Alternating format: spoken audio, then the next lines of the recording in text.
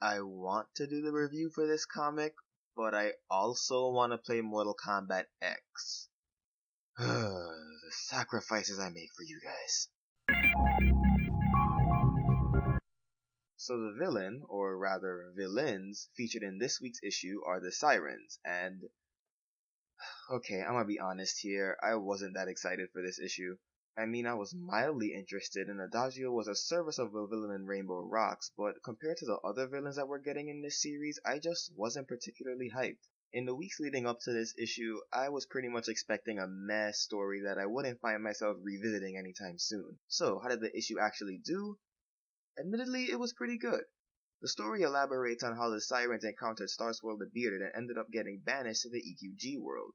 Now, if you're familiar with the various members of the My Little Pony IDW team and knew the writer and artist behind this issue, then you probably would have guessed that this would be a more comedic story, and you guessed right. However, I think this approach suits the story more than a serious approach would have. I mean, when you compare the Sirens to other villains, their background doesn't really have much to offer in a serious setting. I mean, even Sunset Shimmer had more to work with. Instead of going down a route similar to the previous two issues, this story instead presents itself like a classic Greek myth, and the setting and plot reflect that. While the story does take place in Canterlot, the architecture and clothing styles of the citizens were reminiscent of ancient Greek culture, and Agnes Garboska has proven on several occasions that she's good at designing big cities. I also have to praise her for how she drew the Sirens as well. When I saw their true forms in Rainbow Rocks, I was kinda indifferent towards them, but when drawn in Garboska's style, they look really appealing. I mean, they didn't reach Amori and Hadon's levels of gorgeousness, but they still look nice.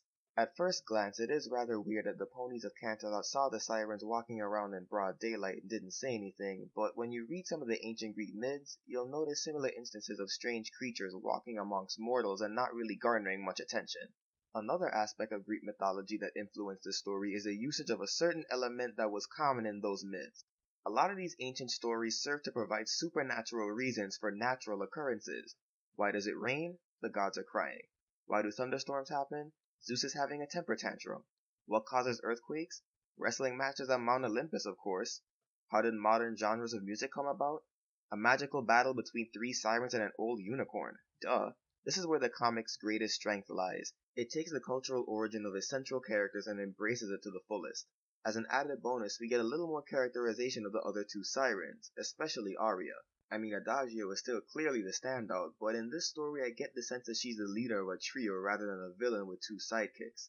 The issue ties in well with both Rainbow Rocks and the Reflections arc of the main series. It was shown that Starswirl and Celestia were developing mirrors to alternate worlds, and that research helped Starswirl create the mirrors seen in the EQG movies.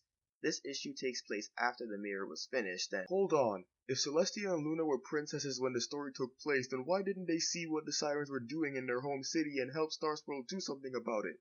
These comics obviously have no concern for continuity. Not so fast. Let's not forget that prior to Luna's banishment, the royal sisters resided in the Everfree Forest, and while the Sirens were causing trouble, it wasn't to the extent of a nationwide crisis, so Starsoul was the only pony that could have done something about them. If I had to say one bad thing about the issue, it'd have to be the songs. Here's the thing about having songs in a comic. They only really work when it's a song that already exists in real life, because the reader can associate the lyrics on the page with the song that they know in their heads. And even then, that's all under the assumption that the readers know the song that's being featured. When a comic makes up its own song, it makes the experience a little awkward, for lack of a better word. Honestly though, I'm just nitpicking at this point, and while I am, I'll just say that I prefer Andy Price's design of Star Swirl. There isn't really much about this issue that weighs it down. I walked into it expecting to go meh, but instead I was pretty entertained, and I might actually go back and read it again sometime in the future. It was a nice break from the more serious and dramatic tones that the last two issues had. Next week's issue features Nightmare Moon and details her time during her banishment. When you consider that kind of synopsis, as well as the fact that the writer for this next issue has done both the Nightmare Rarity arc and the My Little Pirate arc, this story could be taken in either a serious direction or a comedic one.